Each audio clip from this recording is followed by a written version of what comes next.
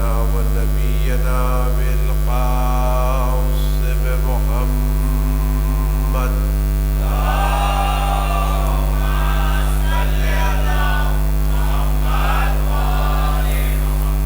وعلى آله الطيبين الطاهرين المعصومين المظلومين الذين أذهب الله عنهم الرجس وطهرهم تطهيرا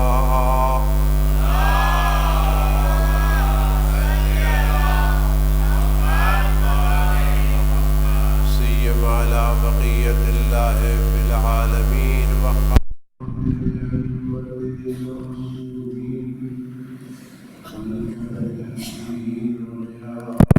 مستر المستكين ملجأ الهاربين وعصمة المعتصمين أرواحنا وأرواح العالمين لترعى بمقدمه فداه عجل الله تعالى فرجه الشريف واللعنة الدائمة الباقية على أعدائهم وقتلتهم وغاصب حقوقهم أجمعين. أما بعد فقد قال الله الحكيم في كتابه الكريم أعوذ بالله السميع العليم من الشيطان الرجيم بسم الله الرحمن الرحيم إنا أعطيناك الكوثر فصل لربك وانحر إن شانئك هو الأبتر. صلوا على محمد وعلى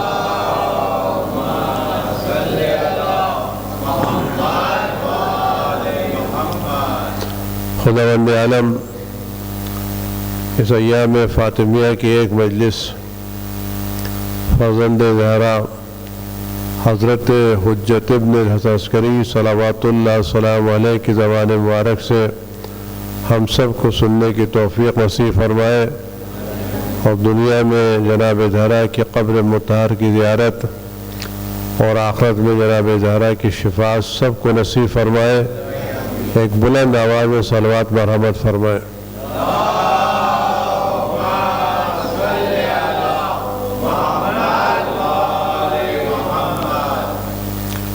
खुदावंद आलम ने जनाब सैयदा की शक्ल सूरत में हमें हक़ का वो मेयार दिया है कि आज 1400 साल गुजरने के बाद भी ये हक़ का सूरज वैसे ही चमक रहा है जैसे कल चमक रहा था और आज भी जनाब ज़हरा हक़ानियत का वैसे ही मेयार है जैसे कल मेयार थी। यानी अगर आज भी कोई आदमी हक़ का रास्ता तलाश करना चाहे तो उसके लिए बेहतरीन रास्ता और बेहतरीन मददगार और बेहतरीन रहनुमा जनाब ज़हरा का किरदार है। खुदावंद आलम ने और अल्लाह के रसूल ने इस किरदार को बहुत संभाल के रखा है और इसकी अज़मतों पर जो दलीलें कुरान ने दी है वो आज तक कोई उसको झुठला नहीं सकता। कुरान करीम ने कम से कम 2 जगह के ऊपर जनाब ज़हरा की सदाकत की ज़मानत ली है और अगर खुदावंद आलम किसी की सदाकत की ज़मानत ले तो उसका मतलब है कि उसकी ज़बान से हक़ के अलावा सच के अलावा कोई और नहीं निकलेगा।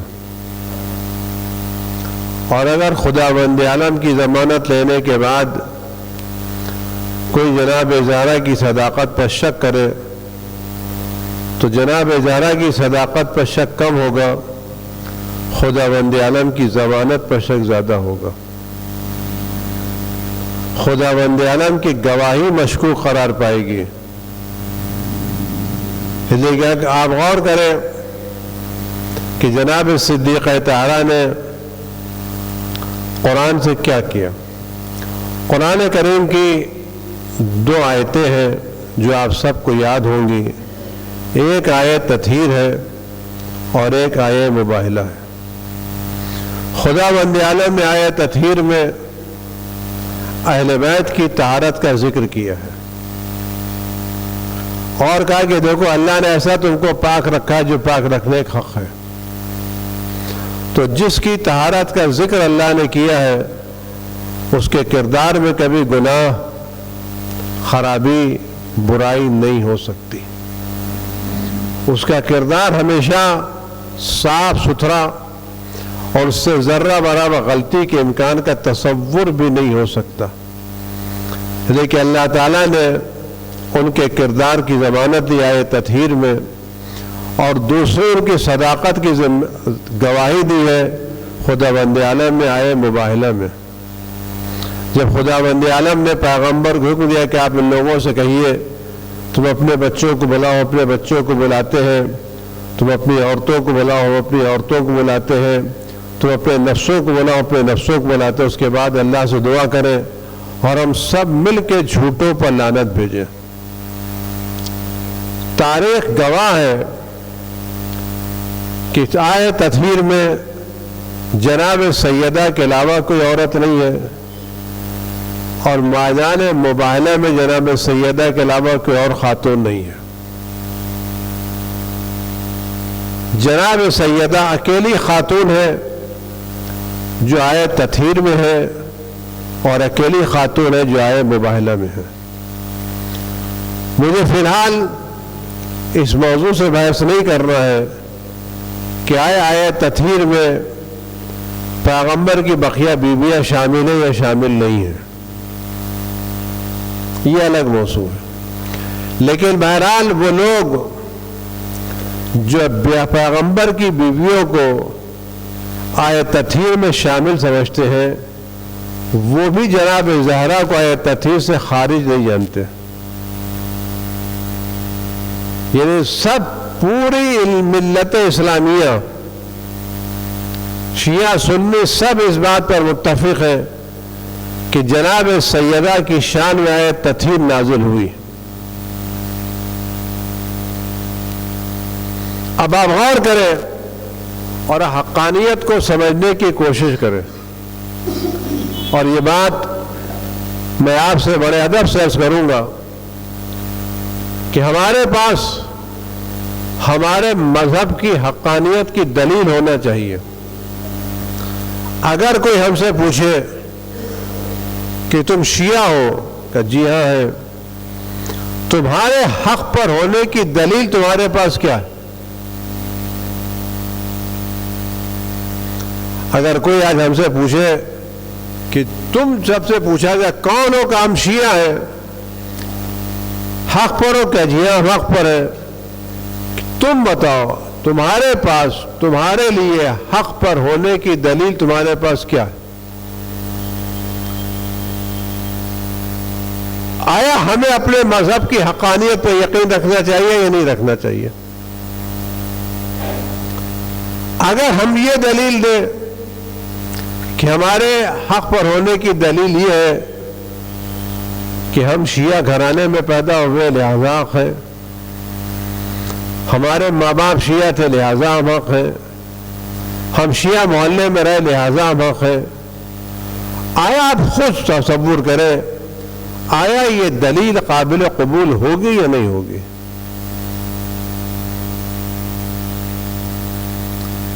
तुम शिया क्यों? हमारे अब्बा शिया थे।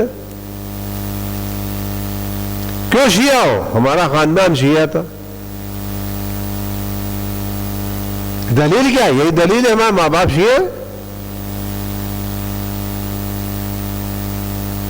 आप खुद फैसला करें, आया ये दलील खुद आपके नजदीक काबिल कबूल है या नहीं? अगर हमारे हक होने की दलील है कि हमारे वालिदैन शिया थे, तो वो शख्स जो दूसरे मजहब पर बाकी है वो कि मेरे हक होने की दलील मेरे माँ बाप सुन्नी थे। जैसे आपके माँ बाप दलील है, हमारे माँ बाप दलील है। मैं तुम हिंदू हो? कि जी हाँ हक पर है। क्या क्यों? हम हिंदू घराने में पैदा हुए, माँ बाप हिंदू है, लेकिन हम भी हक पर है। तो अगर हमारे माँ बाप मोतबर है, सबके माँ बाप मोतबर नहीं है। अब हम जब कब्र में जाएंगे कि गन्नत दीन हक़्क़ुन वन्नत सिरात हक़्क़ुन वल मिरसाद हक़्क़ुन वल कुरान हक़्क़ुन, तो जब ये दीन हक़्क़ुन की बात करें, तुम्हारे दीन पर हक होने की दलील क्या है?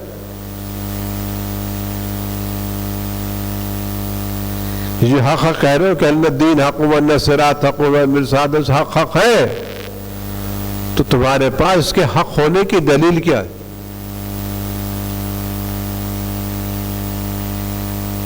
आप सोचे थोड़ी देर के लिए, अगर हमसे कोई आदमी आके पूछे कि तुम्हारे पास शिया होने में की दलील क्या है, तुम हक पर होने की दलील तुम्हारे पास क्या है? आप बताएं क्या दलील है हमारे पास? क्या मस्जिद रजा में नमाज पढ़ते थे लिहाजा हम शिया हैं?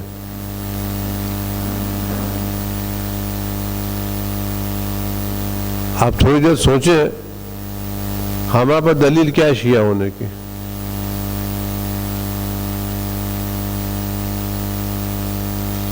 खुद मान लेना काफी है, दलील होना चाहिए नहीं होना चाहिए? दलील होना चाहिए नहीं होना चाहिए? हमारे पर क्या दलील है? आपने तो मजलिसें बचपने से सुनी है, रोजाना ही सुनते। अगर हो किसी के पास दलील तो बताए ताकि मैं भी इस्तेफादा करूं।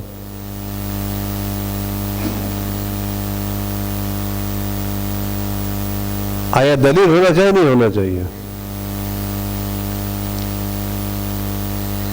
अगर कोई स्टूडेंट किसी यूनिवर्सिटी में पढ़ रहा है, अगर तुम क्या पढ़ रहे हो कि मैं फिजिक्स पढ़ रहा हूं, कि किससे पढ़ रहे हो कि फला प्रोफेसर से पढ़ रहा हूं, अच्छी किताब पढ़ रहा हूं, मेरी किताब बहुत अच्छी है, मेरा प्रोफेसर बहुत अच्छा है, मेरा स्कूल कॉलेज बहुत अच्छा है, तुम्हें फिजिक्स कितनी आती है? जी किताब तो मेरे पास है ना भाई, मुझे टीचर का नाम मालूम है, मुझे किताब के लिखने वाले का नाम मालूम है, तुम्हें फिजिक्स कितनी आती है? कि मेरा कॉलेज तो सबसे अच्छा कॉलेज है, उससे अच्छा तो कोई कॉलेज ही नहीं है, और जो प्रोफेसर मुझसे पढ़ाते हैं उससे बेहतर तो कोई प्रोफेसर है ही नहीं। कि ये सारी बातें दुरुस्त, तुम्हें फिजिक्स कितनी आती है? अगर एग्जामिनेशन हमको फिजिक्स का पेपर दिया जाए और हम उससे लिखे कि जी अब मैं फिजिक्स का स्टूडेंट हूं, फुला कॉलेज में पढ़ता हूं, फुला प्रोफेसर मेरा उस्ताद है, अच्छी किताब है, लेकिन हम क्वेश्चन का हल और आंसर नहीं, तो कितने पास होंगे? हमको 100 में 100 मिलेगा या नहीं मिलेगा? या कब मिलेगा? कोई बताए क्या मिलेगा?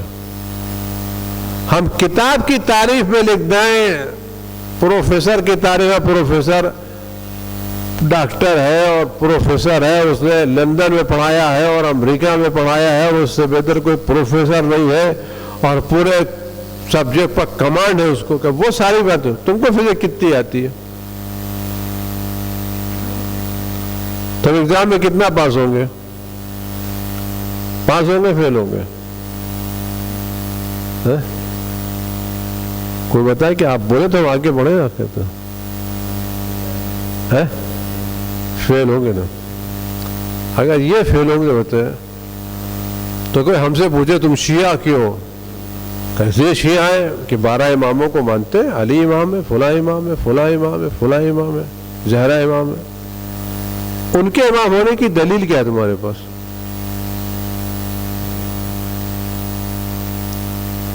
उनके हक होने की दलील तुम्हारे पास क्या है? कि जी अब्बा ने कहा था लिहाजा हक है, और क्या?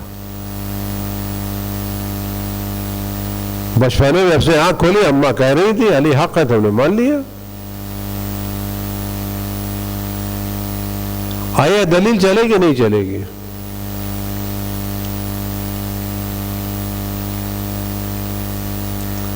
अगर क़ब्र में मलकुल मौत मुनकिर नकीर हमसे पूछे, मियां आए बताओ तुम्हारे शिया होने के हक होने की दलील तुम्हारे पास क्या है? हमें छोड़ो, टालो, कोई और सवाल करो। चलो जाने दो, हम चले जाएंगे। क्या हम चलेगा नहीं चलेगा है? तो आप सच बताएं, हम इतने दिन से हैं, आया हमारे पास दलील होना चाहिए नहीं होना चाहिए है? तो क्या दलील है?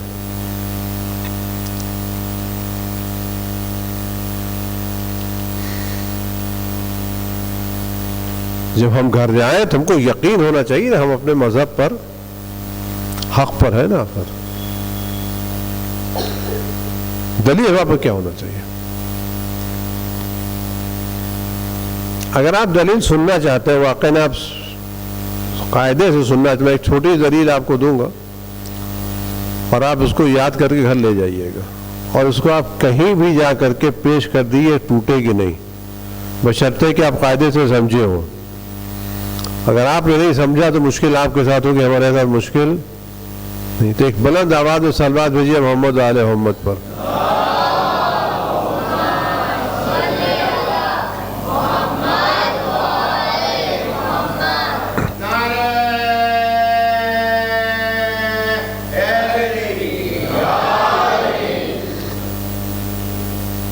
दीन इस्लाम में अगर कोई शख्स कुरान पर, अल्लाह पर, रसूलुल्लाह पर शक करे, वो कैसा है? अगर किसी आदमी का फेल कौल सबब बने कि कौल रसूल झूठा होता हो, अगर मेरे किसी फेल से कौल रसूल की तकजीब होती है तो मैं लाख रसूलुल्लाह रसूलुल्लाह करता रहूं, लेकिन अगर मेरी जबान के जुमलों से पैगंबर की तकजीब हो रही है तो क्या मैं मुसलमान हो सकता हूं?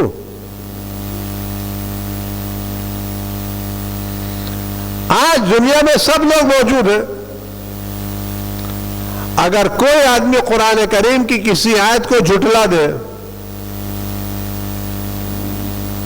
तो क्या कहलाएगा? वो मुसलमान कहलाएगा नहीं कहलाएगा? नहीं कहलाएगा। अब आप गौर करें और देखें जनाब ज़हरा ने आपके मजहब की हक्कानियत के लिए कितनी दलीलें भेजी हैं, और ऐसी 24 कैरेट की पक्की पक्की दलीलें भेजी जिसको कोई टच नहीं कर सकता, कोई कमजोर नहीं कर सकता। तमाम लोग इस बात पर मुत्तफिक हैं कि जनाब सैयदा ने फिदक का दावा किया था। अहले सुन्नत भी मानते हैं जनाब सैयदा ने फिदक का दावा किया था।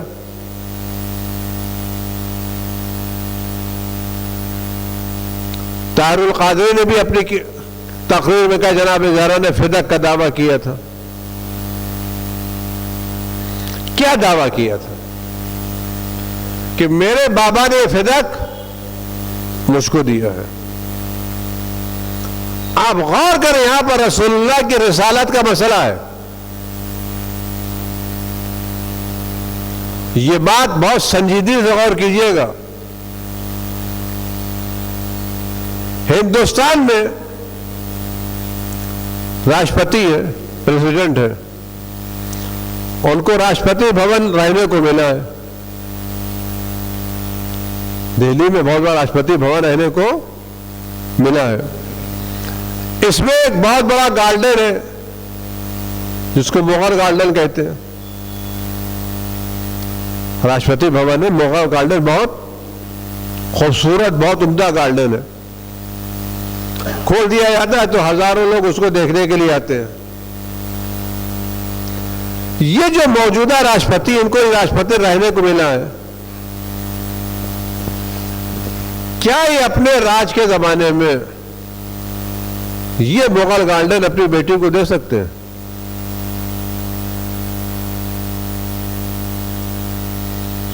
अगर ये अपने कार्यकाल में, अपनी मुद्दत में जब रह रहे हैं, एक डॉक्यूमेंट बनाए कि ये मुगल गार्डन आज से मेरी बेटी का है, तो ये राष्ट्रपति सही है या गलत है? उसने अपने पावर का सही यूज किया या गलत यूज किया? आप बताएं क्या किया उसने?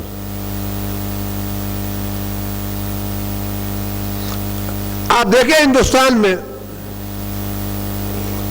जब ये हिंदुस्तान के वजीर आजम, सदर मोहतरम किसी दूसरे मुल्क के दौरे पर जाते हैं,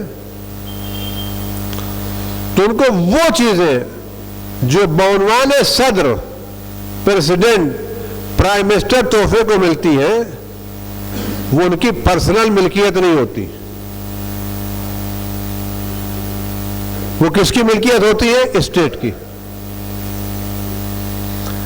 उनको जो पर्सनल गिफ्ट मिलते हैं वो अलग मसला है, लेकिन वो चीज जो बउनवान प्रेसिडेंट और सदर मिले वो किसकी होती है? गवर्नमेंट होती है। इसको अपने बच्चों को नहीं दे सकते। सवाल, अगर फिदक पैगंबर को बउनवान रिसालत मिला था और ओहदे की बिना पर मिला था, तो वो पैगंबर जिसने सारी दुनिया ठुकरा दी, उसने अपने पावर का गलत इस्तेमाल करते हुए माजल्ला अपनी बेटी को क्यों दिया?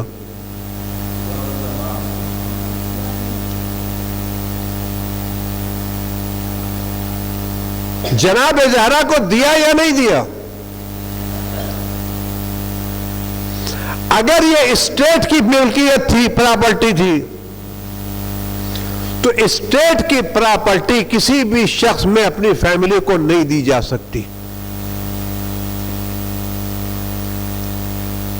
अगर इस वक्त प्राइम मिनिस्टर, प्रेसिडेंट किसी प्रेसिडेंट हाउस में, प्राइम मिनिस्टर हाउस में रह रहे हैं, तो उनको वहां की चीजों के इस्तेमाल का हक है, किसी को बांटने का हक नहीं है। वो वहां की एक तौलिया और एक चादर भी किसी को स्टेट की है।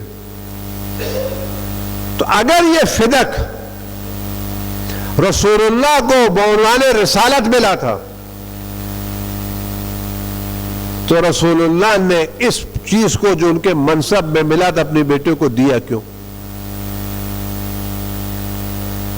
और बात आगे, वो पैगंबर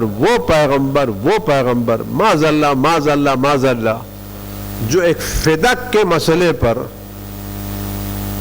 सही फैसला न कर सके, उसके बकिया फैसले कैसे मोतबर होंगे?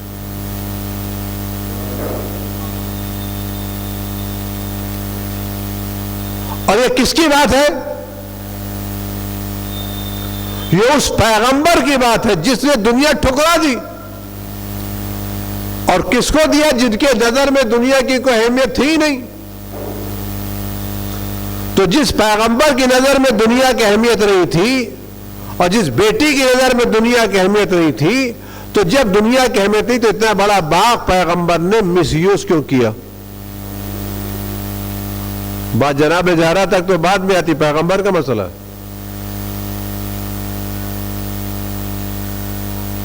अगर पैगंबर ने दिया नहीं था तो हुकूमत ने छीना कैसे?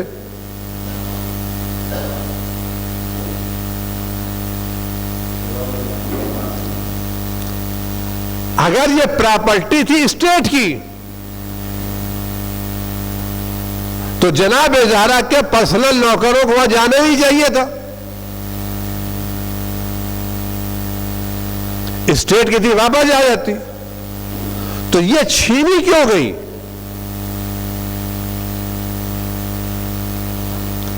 तो सबसे पहला एतराज रसूलुल्लाह पर है, और किस पर एतराज है? ये रसूलुल्लाह पे एतराज तो है ही है, एतराज कुरान पर है।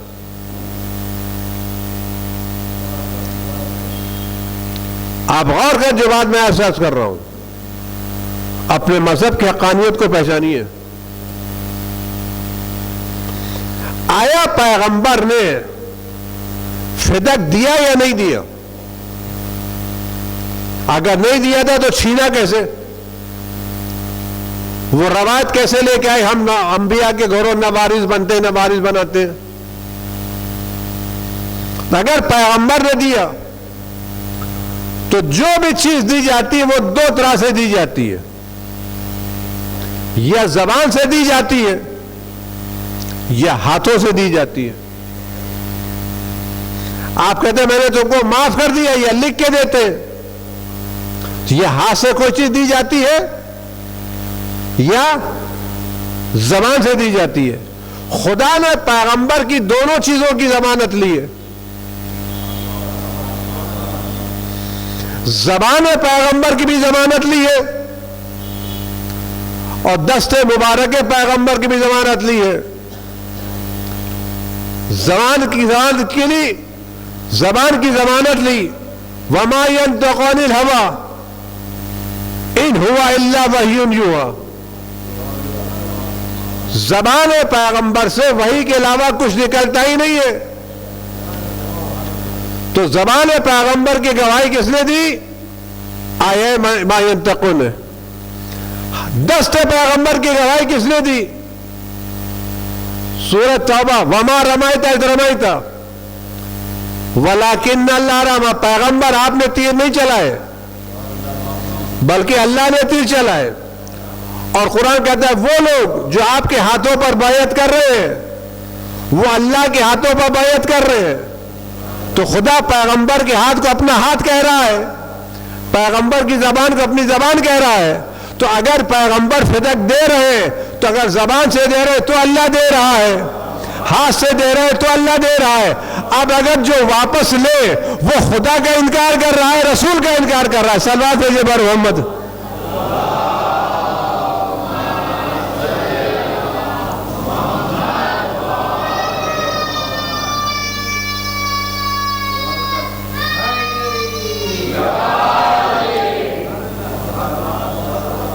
मसला पैगंबर का है कि पैगंबर ने दिया तो कैसे दिया। और वो पैगंबर जो एक फिदक में माजल्ला अमानतदार न रहे, वो क्या जन्नत बांटने में क्या रहेगा भाई?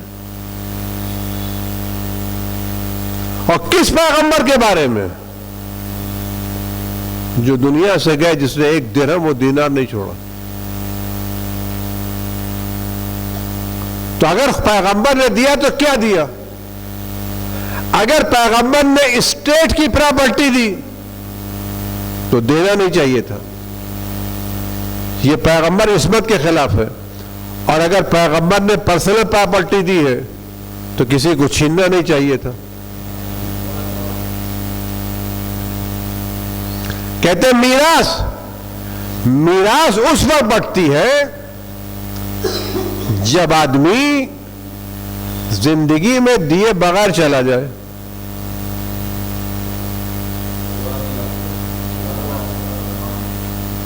एक बाप के पास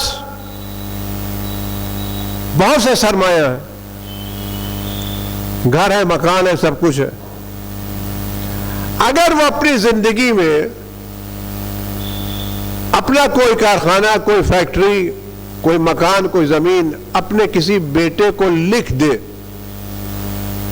गिफ्ट कर दे, डोनेट कर दे, उसके नाम रजिस्ट्री कर दे, तो ये मीरास में नहीं आती। ये मीरास नहीं है, ये बाप का गिफ्ट है बेटे के नाम। इस गिफ्ट में बकिया कोई बेटे शरीक नहीं है। मीरास कहां बढ़ती है? जब बाप अपनी जायदाद बगैर किसी को दिए हुए चला जाए।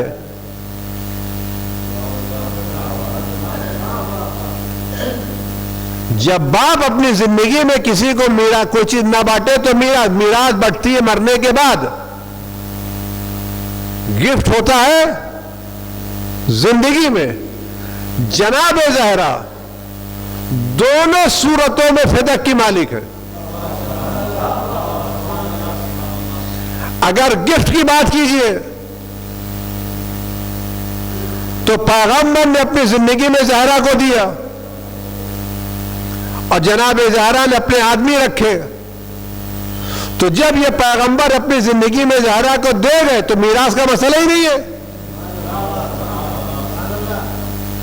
तो मिल्कियत किसकी है? जनाब ज़हरा की। और अगर जनाब ज़हरा की मिल्कियत है तो अगर कोई आदमी आपकी कमीज चुरा करके गस्बी तौर से पहन करके नमाज पढ़े,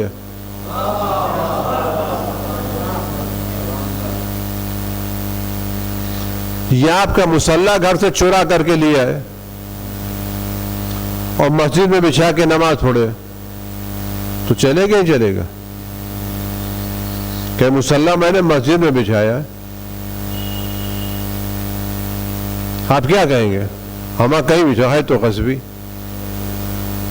तो जब गस्बी में नमाज नहीं हो सकती तो गस्बी जमीन पर खिलाफत कहां से चलेगी?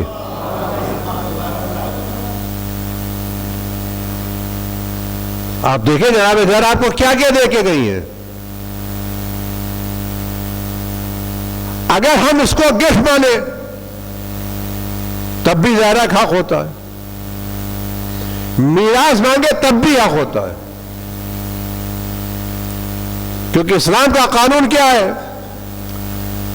अगर बाप मर जाए और उसकी एक बेटी हो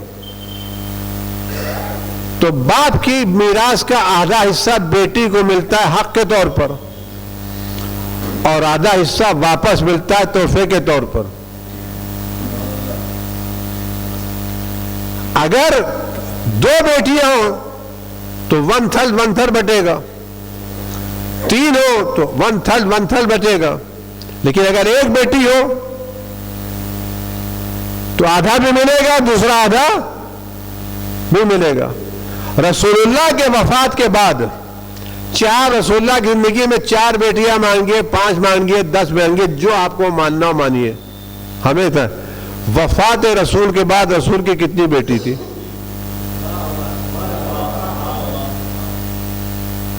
आप जिंदगी में 4 मांगिए, 10 मानिए, हमें उसको कोई एतराज नहीं है। जिस वक्त रसूलुल्लाह की वफात हुई रसूलुल्लाह की कितनी बेटियां जिंदा थी? एक थी ना। तो अगर एक थी तो ना रसूलुल्लाह की मां जिंदा थी ना रसूलुल्लाह के बाप जिंदा थे, अकेली बेटी थी ना। तो ये पूरी बेटी मीरास की मालिक होती नहीं होती। और जनाब ज़हरा ने जो कारनामा अंजाम दिया वाकई कारनामा है। आज कोई आदमी कुरान की एक आयत को झुटला दे तो आप क्या कहिएगा?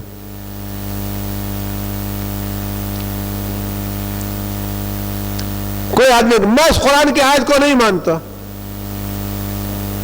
आप उसको क्या कहिएगा? जोर से अगर कोई आदमी कुरान की आयत को ना माने कि मैं अकीमुस सलात को नहीं मानता, मैं नहीं मानता, आप क्या कहेंगे उसके बारे में? काफिर कहेंगे ना। जब सोच समझ के कहिएगा, बात आगे बढ़ जाएगी।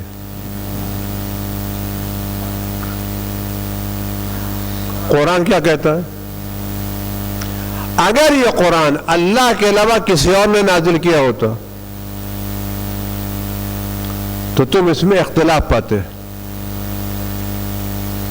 यानी कुरान की 2 आयतें एक दूसरे टकराती नहीं है। पैगंबर अकरम हजरत मोहम्मद मुस्तफ़ा सल्लल्लाहु अलैहि वसल्लम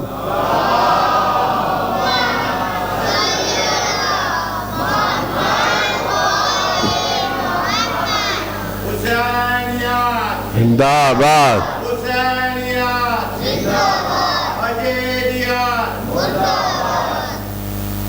आप गौर करें, पैगंबर की गए सुबह क़यामत तक है। पैगंबर अपनी जिंदगी फरमाया कि मेरी जिंदगी में मेरी तरफ झूठी रवायतें मंसूब करने वालों की तादाद ज्यादा हुई। कसर अलैया कज़्ज़ाबा, रवायत है कि मेरी जिंदगी में मेरी तरफ झूठी रवायतें मंसूब करने वालों की तादाद ज्यादा हो गई है। यानी ये मिलावटी बाजार बहुत पुराना है। ये 2 नंबर का धंधा जो है ये नया नहीं, बहुत पुराना है। तो लोगों ने पूछा जब आपकी तरफ से गलत रवायतों का बाजार गर्म हो रहा है तो हम कैसे परखें रवायत सही है गलत? क्योंकि जो साहबी सही रवायत बयान कर रहा है वही गलत बयान कर रहा है। भाई जिस दुकान से माल मिल रहा है एक ही दुकान से दोनों माल मिल रहे हैं, अलग अलग दुकानें नहीं है, एक ही दुकान है, एक ही साहबी है।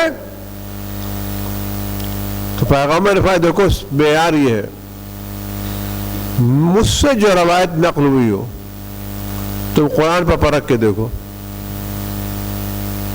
अगर कुरान के मुताबिक निकले तो मैंने कहा है, अगर कुरान के मुताबिक न निकले तो जुमला आप फरमाइए ना।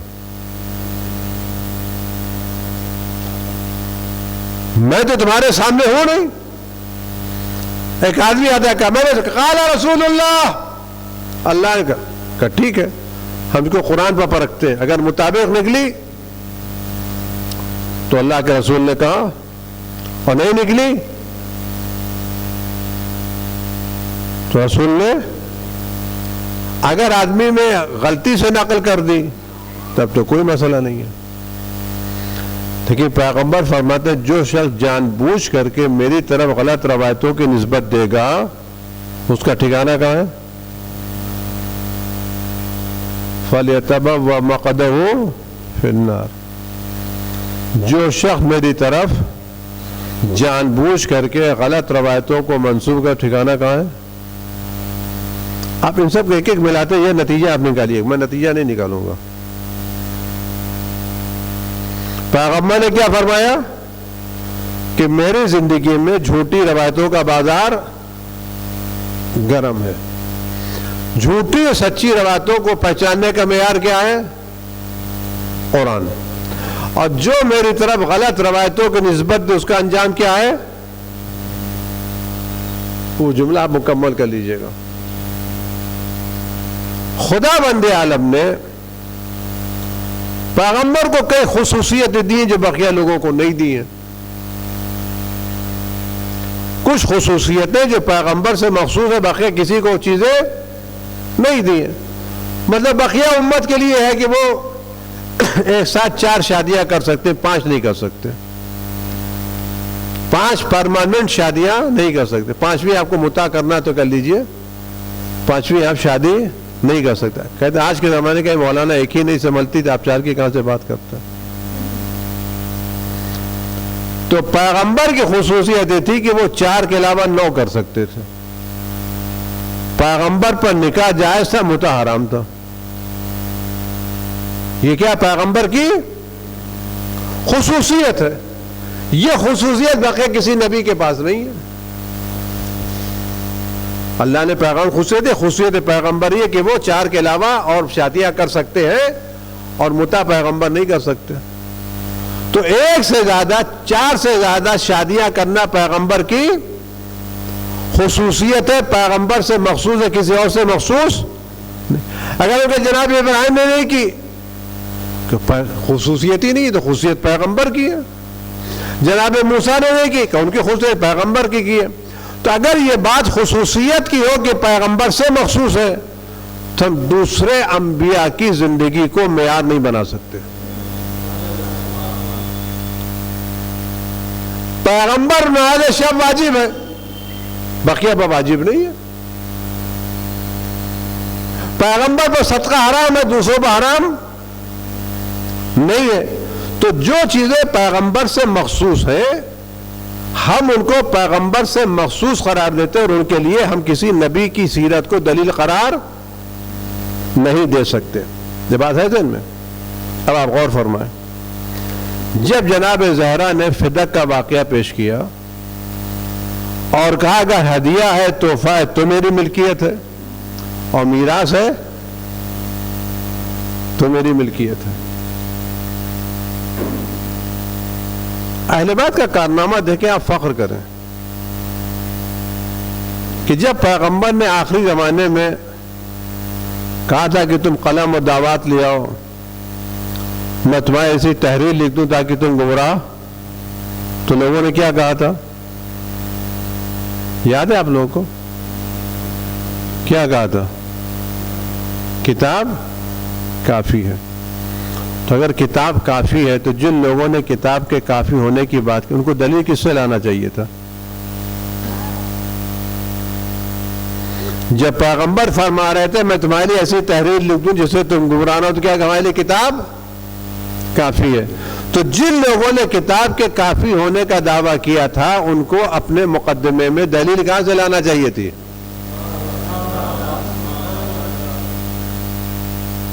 दलील कहां से लाना चाहिए थी? किताब से। दलील कहां से लाए? जब जनाब ज़हरा ने कहा फिदक मेरी मीरास है, तो क्या कहा कि बीबी मीरास तो है आपकी, लेकिन आपके बाबा की एक हदीस हमने सुनी है, अगर ये हदीस होती तो फिदक आपको दे देते। इसको आप गौर से सुनेंगे। अगर ये हदीस होती तो फिदक आपको, वो सारी बातें आप ज़हन में रखें कि पैगंबर ने फरमाया मेरे पास मेरे जिंदगी में झूठी रवायतों के बाजार गर्म है, झूठी सच्ची रवायतों को परखने के लिए कुरान है, और जो मेरी तरफ गलत रवायतों की निस्बत दे उसका अंजाम ये वाकया है ना। रवायत सुने आप, बीवी हम तो दे देते, और आप यकीन जानिए मैं अपनी बेटी ज्यादा आपको चाहता हूं। जितनी आपकी मेरी नजर में कदर है उतनी किसी की नहीं है। मैं अपनी बेटी से ज्यादा आपको अजीज रखता हूं। आप रसूलुल्लाह के नुमाइंदे हैं, यादगार हैं, और फिदा क्या मैं सब कुछ दे दूं आपको, लेकिन मजबूरी है कि आपके बाबा की हदीस हमारे पास है, वो हदीस हमारे हाथों को बांधे हुए है, वरना हम आपको सब कुछ दे देते। अब आप गौर करें हदीस क्या है। अगर हदीस ये होती कि अल्लाह ने मुझे जो खुसूसियतें दी हैं, उन खुसूसियतों में मेरी खुसूसियत ये है कि मैं नवारिस बनता हूं, नवारिस बनाता। अगर हदीस ये होती कि अल्लाह ने मुझे जो खुसूसियतें दी हैं, उन खुसूसियतों में से एक खुसूसियत ये है कि मैं नवारिस बनता हूं, नवारिस बनाता। हदीस ये नहीं है। हदीस है कि आपके बाबा ने फरमाया हम अंबिया नैनो माशर, हम अंबिया नवारिस बनते हैं, नवारिस बनाते। हदीस क्या कहती है कि अंबिया नवारिस बनते हैं और ना अंबिया वारिस बनाते हैं। इस हदीस को कुरान पर परखते हैं। हदीस क्या है? हम अंबिया के घरों, हम अंबिया नवारिस बनते हैं, नवारिस नैनो माशाल्लाह नरेसो वाला नोरिस। हम अंबिया का घरों नवारिस बनता है, नवारिस बनाता है। हम इस हदीस को कुरान पर रखना चाहते हैं। आया कुरान ने कहीं अंबिया की मिरास का इनकार किया है? अब आप कुरान पढ़ें, कुरान क्या कहता है? वह वरेसा सुलेमान और दाऊद। कुरान ने लफ्ज मिरास से इस्तेमाल किया है। कुरान क्या है कि सुलेमान को दाऊद ने हिबा कर दिया, दाऊद ने सुलेमान को गिफ्ट दे दिया। दाऊद ने सुलेमान को बख्श दिया, का वरेसा सुलेमान दाऊद, सुलेमान वारिस बने किसके? दाऊद के। जनाब दाऊद भी नबी, जनाब सुलेमान भी नबी। तो ये जो रवायत की थी हम अंबिया नवारिस बनते नवारिस बनाते हैं, तो कुरान कहता है कि सुलेमान भी वारिस, दाऊद भी वारिस। एक नबी ने दूसरे नबी को वारिस बनाया, तो इसका मतलब है मीरास अंबिया के सुन्नत में चली आती है। अब जो इसके खिलाफ रवायत बयान करे वो रवायत कैसी होगी?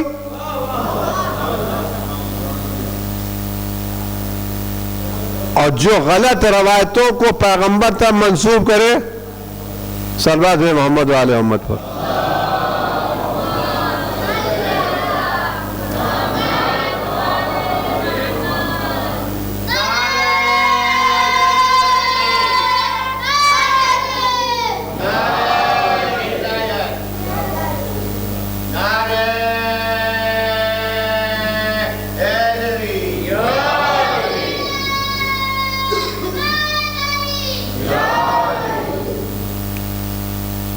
खुदाबंदी आलम ने जनाब ज़करिया किस्सा नक़ल किया। जनाब ज़करिया ने अल्लाह से कहा, जब जनाब मरियम की दुआ कबूल हुई और जनाब ईसा जनाब मरियम के आए, तो होना लेका दा ज़करिया, उस वक्त जनाब ज़करिया ने दुआ की, परवरदिगार मुझे बेटा अता कर, यरसुनी व यरसु आले इब्राहिम। परवरदिगार मुझे बेटा अता करे, क्या हो? जो मेरा वारिस बने और आले इब्राहिम का वारिस बने। तो ज़करिया तो खुदा को कहना चाहिए था, ज़करिया हम अंबिया को वारिस बनाते ही नहीं है। जनाब क्या देखिए, यरसुनी व यरसु आले याकूब। जनाब ज़करिया जहां दुआ किया, यरसुनी व यरसु आले याकूब, परवरदिगार मुझे ऐसा बेटा दे जो मेरा भी वारिस बने और आले याकूब का वारिस बने। जनाब ज़करिया भी नबी, जनाब याकूब भी नबी। तो जब खुदा से जनाब ज़करिया ने दुआ की, खुदा को क्या कहना चाहिए था? ज़करिया हम मेरा वारिस बनाते नहीं है। एक अहले दूसरे मजहब वालों ने हमसे कहा कि ये जो यरसो है, इससे मीरास से इल्म मुराद है। खुदा ऐसा बेटा दे जो मेरे इल्म का वारिस बने, मेरे कमाल का वारिस बने। तो मैंने बड़े अदब से अर्ज़ किया, क्या वारिस बनने के लिए बेटा चाहिए? वो तो शागिर्द भी हो सकता है। हर शागिर्द अपने उस्ताद का वारिस होता है। तो जनाब ज़करिया को अच्छा शागिर्द मानना चाहिए था, बेटा थोड़ी मानना चाहिए था। तो जनाब ज़करिया भी नबी और जनाब याकूब भी नबी, जनाब सुलेमान भी नबी और जनाब दाऊद भी नबी। और हर जगह अल्लाह ने लफ्ज़ मीरास इस्तेमाल किया है। तो जब कुरान मीरास अंबिया का जिक्र कर रहा है और जनाब ज़हरा मीरास का दावा कर रही है, तो सच्चा कौन है?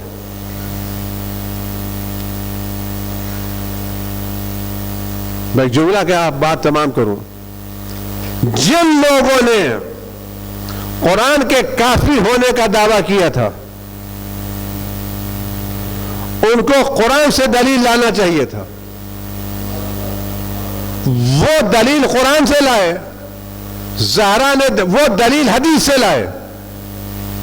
जिन लोगों ने कुरान के काफी होने का दावा किया था, वो दलील कहां से लाए? हदीस से लाए।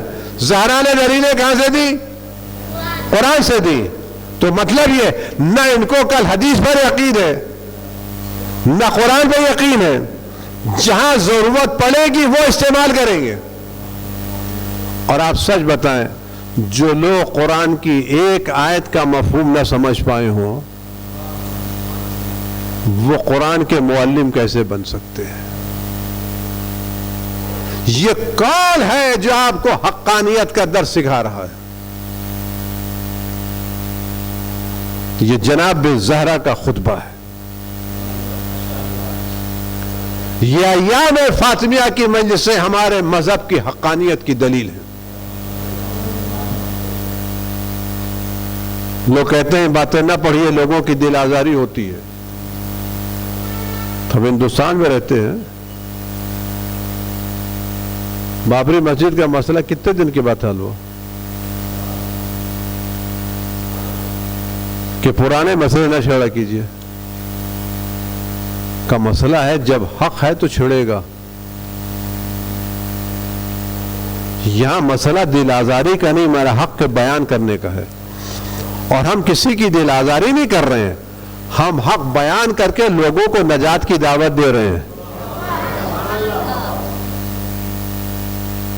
हम हक बयान करके लोगों को नजात की दावत दे रहे, कह रहे पहचानो हक पर कौन है। आज भी वापस आ जाओ तो बेहतर है। ये वाज़े दलीलें जो जनाब ज़हरा ने अपनी हक्कानियत की पेश की हैं, ये आज हम सब के दिल की तक़वियत का सबब है। किसी को बुरा लगता है तो लगे, किसी को दिल को चोट पहुंचती तो पहुंचे। हम तो मज़लूमियत ज़हरा बयान करेंगे। और ये हमेशा से होता चला आया है। जो बच्चा मार खा के आता है वो अपने मार खाने की दास्तान बयान करता है, और जो शख्स मारता है वो कहता है कब तक बयान करते रहोगे?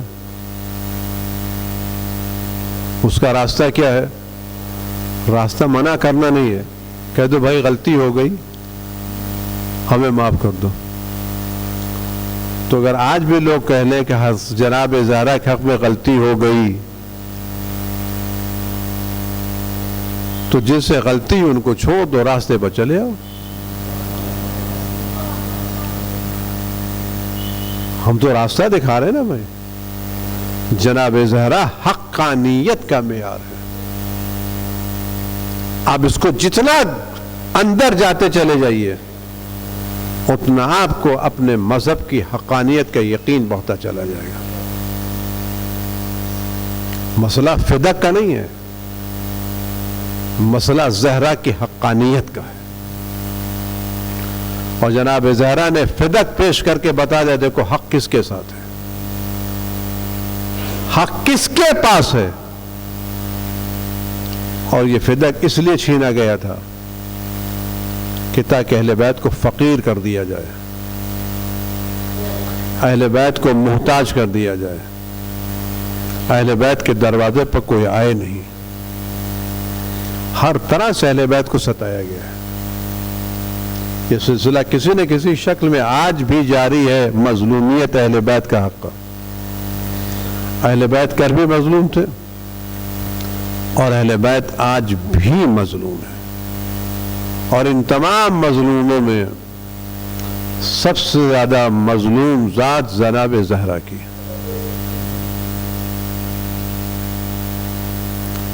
चौदह मासूमों में सबसे ज्यादा अगर कोई जात मजलूम है तो जनाब ज़हरा। जनाब ज़हरा से बड़ा कोई दुनिया में मजलूम नहीं है। अगर उसके बाद किसी की मजलूमियत की बात है तो अली।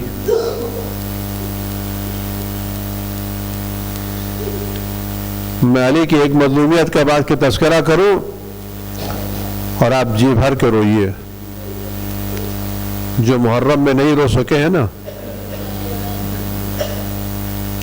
वो मुहर्रम के आंसू जो आपने ज़ख़ीरा कर रखे हैं वो अय्याम फातिमिया में जी भर के बहा दिए। जनाब ज़हरा की मजलूमियत और अली की मजलूमियत। मौला फरमाते हैं, मैंने सब्र किया, मेरी आंखों में कांटा था और गले में हड्डी थी। इस जुमले को जरा सोचें, इसका मतलब क्या होता है। अगर किसी की आंखों में कांटा हो तो आंसू निकलने में तकलीफ होती है, गले में हड्डी हो तो आवाज निकलने में तकलीफ होती है।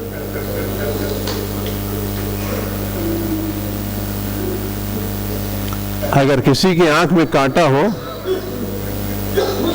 तो आंसू निकलने में तकलीफ होती है, और गले में हड्डी हो तो आवाज निकलने में तकलीफ। अली कहते मेरी आंखों में कांटा था, मेरे गले में हड्डी थी, न जी भर के रो सकता था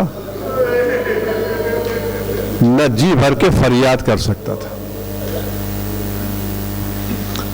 है कोई इतना बड़ा मजलूम जिसके सामने शरीक हयात का जनाजा रखा और आंखों से आंसू न बह सके?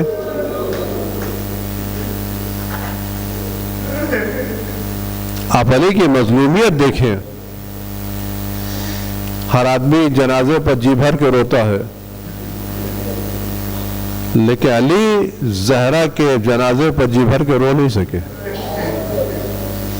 जी भर के फरियाद नहीं कर सके। और इतने मजलूम थे अली कि जहरा की टूटी हुई कमर को देखते थे, बालों की सफेदी को देखते थे और दिल में आंसू बहाते थे। और जनाब ज़हरा की मज़लूमियत के चंद फ़क़रे आप सुने,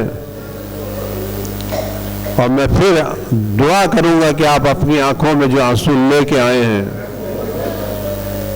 इन आंसू भरी हुई आंखों से दिल से दुआ करें कि अय्याम फातिमिया की एक मजलिस फर्जंद ज़हरा की ज़बानी सुनने को मिले, कि हम जो भी मसाइब पढ़ेंगे वो सुने हुए पढ़ेंगे। ज़हरा का लाल जो मसाइब पढ़ेगा वो देखा हुआ पढ़ेगा। हम खाली ये पढ़ सकते हैं कि बाजुओं पर नील के निशानात थे, लेकिन ज़हरा के लाल की नज़रों में वो बाजू है जिन पर नील के निशानात थे। हम ये पढ़ सकते हैं कि सीने पर कील लगी थी, तसव्वुर कर सकते हैं, लेकिन ज़हरा के लाल की निगाहों में ज़हरा का वो सीना है जिससे खून निकल रहा है। हम ये पढ़ सकते हैं कि पसली टूटी थी, लेकिन ज़हरा का लाल उन पसलियों को देख रहा है जो टूटी थी।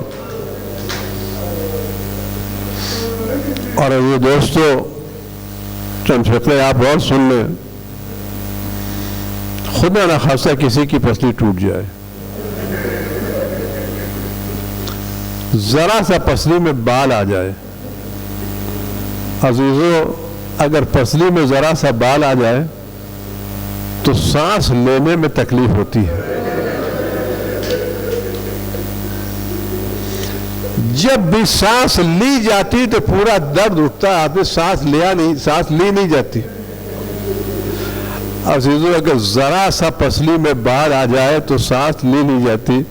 जिस ज़हरा की पसलियां टूट चुकी थी, वो ज़हरा सांस कैसे लेती थी? और आप जनाब ज़हरा की मज़लूमियत सुने और आंसू बहाएं। इमाम हुसैन बहुत मज़लूम है, बहुत मज़लूम है, बहुत मज़लूम है, लेकिन ज़हरा जैसे मज़लूम नहीं है। मैं चंद फ़क़रे अर्ज़ कर रहा हूँ, आप रोने के लिए आमादा है। इमाम हुसैन मज़लूम है, बहुत मज़लूम है, लेकिन आप ये पढ़ सकते हैं, किताबों में लिखा है कि हुसैन की पेशानी पर पत्थर किसने मारा, हुसैन के बाजू पर तीर किसने लगाया, हुसैन के सीने पर नेज़ा किसने मारा। आप एक एक चीज पढ़ सकते हैं, लेकिन ज़हरा इतनी मज़लूमा है। आप ये तो पढ़ सकते हैं कि ज़हरा के बाजू पर नील के निशानात पड़े, लेकिन आप खुल के ये नहीं पढ़ सकते कि बाजू पर नील के निशानात किसने लगाए। आप हुसैन के कह सकते हैं कि हुसैन का लाशा किसने पामाल किया। आप ज़हरा के बारे में ये तो कह सकते हैं पसलियां टूट गई, लेकिन किसने ज़हरा की पसली तोड़ी? आप कह सकते हैं हुसैन असगर को लेके आए, हुरबलान असगर के गले पर तीर मारा, बच्चा शहीद हो गया। आप ज़हरा के बारे में ये तो कह सकते हैं कि मोहसिन शहीद हो गए।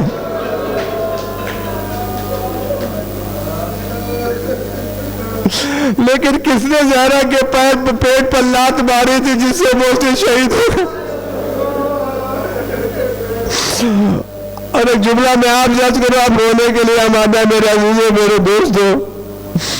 हुसैन बहुत मजलूम है, बहुत मजलूम है, बहुत मजलूम है।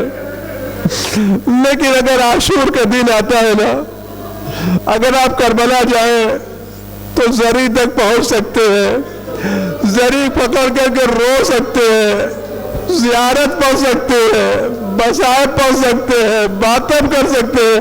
लेकिन ज़हरा इतनी मजलूमा है, हम न कब्र पर खड़े होकर के ज़ियारत पढ़ सकते हैं, न कब्र पर मातम कर सकते हैं, न फरियाद कर सकते हैं। ज़हरा इतनी मजलूमा है, अज़ादारों हम ज़हरा के बसायब भी मदीने में नहीं पढ़ सकते। ए ज़हरा, हमारा सलाम आपकी मजलूमी पर। आज सबकी कब्रों का निशान मौजूद है, हुसैन करबला में है, अली नजफ में है, लेकिन हाय ज़हरा, हम आपकी कब्र कहाँ तलाश करें? आया बकी में ज़ियारत पढ़े, घर में ज़ियारत पढ़े, या मस्जिद में आके ज़ियारत पढ़े। इलाही बिहक़्क़ि ज़हरा व अबीहा व बालिहा व बनीहा व सिर्रुल मुस्तौदअ फ़ी अन तुसल्ली अला फ़ातिमता व अबीहा व बालिहा व बनीहा व सिर्रुल मुस्तौदअ फ़ीहा बिअदद मा अहात बिही इल्मुक। परवरदिगार इमाम नस के ज़ुहूर में ताजील फरमा, हर आफत बला से हमारे इमाम की हिफाजत फरमा, हर तरह के रंज व गम अलम को वजूद मुक़द्दस इमाम से दूर फरमा। परवरदिगार जिन लोगों जनाब ज़हरा पर जुल्म ढाया, पर उनको दुनिया आखिरत के बदतरीन अजाब में गिरफ्तार फरमा। हमारे दिलों को लोगों की मोहब्बत से पाक व साफ फरमा, और रोज़ाना इनकी नफ़रतों में हमारे दिलों में इजाफा फरमा। परवरदिगार वो लोग जो इस तरह के ज़ालिमों के दिल के ताल्लुक़ से दिल में गोशा रखते, उनकी हिदायत फरमा, और अगर काबिल हिदायत लो तो उनके साथ जो मुनासिब व कार्रवाई मरहमत फरमा। परवरदिगार इस बला को दुनिया से ख़ास कर मोमिन व जनाब ज़हरा के चाहने वालों से दूर फरमा। जो इस बला में गिरफ्तार उनको शिफाए कामिल आजिल इनायत फरमा। बकिया जो लोग महफूज, उनको आखिर वक्त तक इस बला से महफूज फरमा। क़ल्ब मुक़द्दस इमाम ज़मान कब से राज़ी खुशूस फरमा। जितने लोग बीमार उनको खुदा शिफाए कामिल आजिल इनायत फरमा। चंद लोग बीमार, उनकी बीमारी के शिफा के लिए बिस्मिल्लाहिर्रहमानिर्रहीम। अम्मन युजीबुल मुस्तर्रा इज़ा दआहु व यक्शिफुस्सू, अम्मन युजीबुल मुस्तर्रा इज़ा दआहु व यक्शिफुस्सू, अम्मन युजीबुल मुस्तर्रा इज़ा दआहु व यक्शिफुस्सू, अम्मन युजीबुल मुस्तर्रा इज़ा दआहु व यक्शिफुस्सू, अम्मन युजीबुल मुस्तर्रा इज़ा दआहु व यक्शिफुस्सू।